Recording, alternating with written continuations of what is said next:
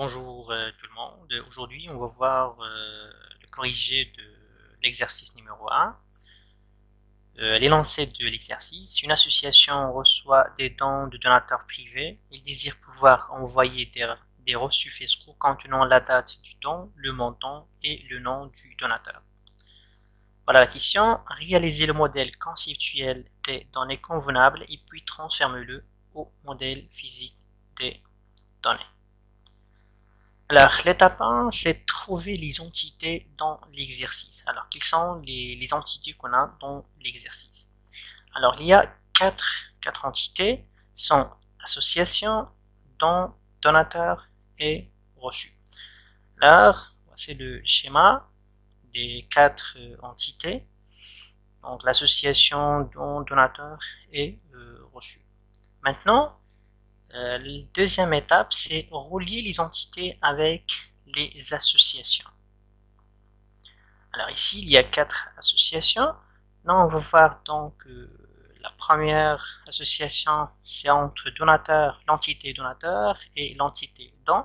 Alors l'association, c'est donner, c'est-à-dire le donateur qui donne des dons.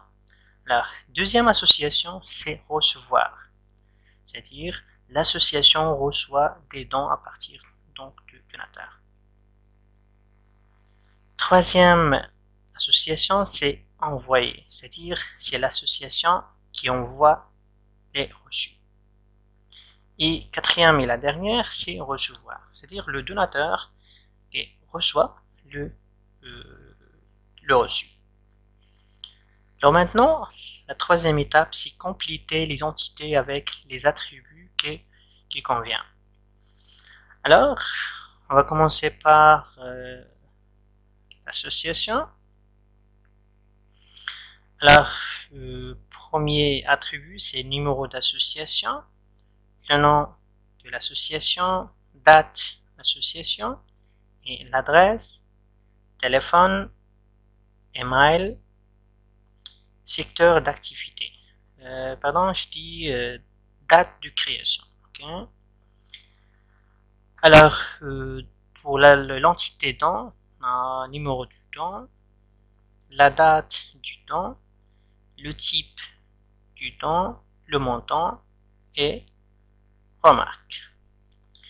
Pour l'entité donateur, alors, première chose, c'est numéro de donateur, le nom, prénom et email. Pour l'entité reçue, on a le numéro de reçu et la date du reçu. Alors maintenant, on va voir donc la quatrième étape, c'est ajouter les cardinalités. Alors, par exemple, entre donateur et don. Alors, lorsqu'on dit cardinalité, on va voir donc la cardinalité minimum et maximum, c'est-à-dire la possibilité minimum et maximum. Par exemple, ici, entre le donateur et le don, alors le donateur donne des dons. Alors au minimum, il doit donner une fois et au maximum plusieurs fois, sachant que la règle minimum, alors, ne doit pas dépasser 1, soit 0, soit 1, et au maximum, soit 1, soit n, c'est-à-dire plusieurs. Pour le côté don, alors 1 minimum et 1 maximum, c'est-à-dire le don a été donné minimum par un donateur et maximum par un donateur, c'est-à-dire le même don minimum par 1 et maximum par 1.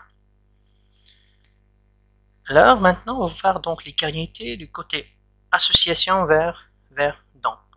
Alors, une association peut recevoir 0 don minimum, il peut recevoir, alors il peut recevoir plusieurs dans le maximum.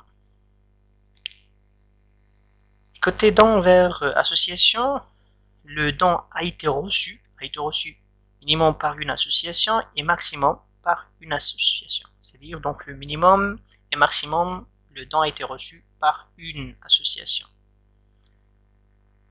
Alors côté association et reçu.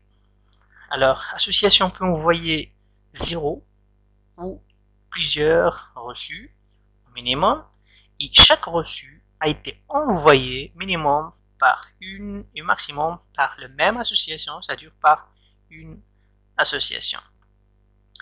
Alors maintenant, donateur vers reçu.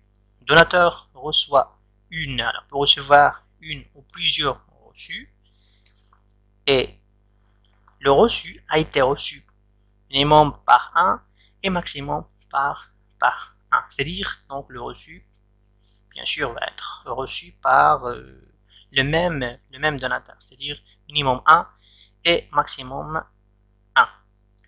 Maintenant, ajouter les types de relations. Les types de relations. Alors, le type de relation, c'est très facile. On va commencer par l'association et don. On va prendre le maximum des deux côtés. Par exemple, ici, dans le recevoir, dans l'association, ici, donc le maximum côté association c'est n et le don c'est 1. Alors, le type de relation c'est 1.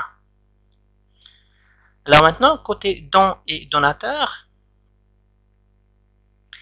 c'est N1. Plusieurs, c'est la même chose ici. Donc le maximum N donc, et le maximum 1 côté don. Alors ici, association, entre association et reçu, le type de relation aussi 1 à plusieurs, c'est-à-dire donc 1 à N. Et ici, le type de relation 1 à plusieurs. Alors ici, donc c'est la même règle, c'est la règle numéro 3, c'est-à-dire 1 à n. 1 n ou 1 a, c'est le même. Okay. Merci pour votre attention.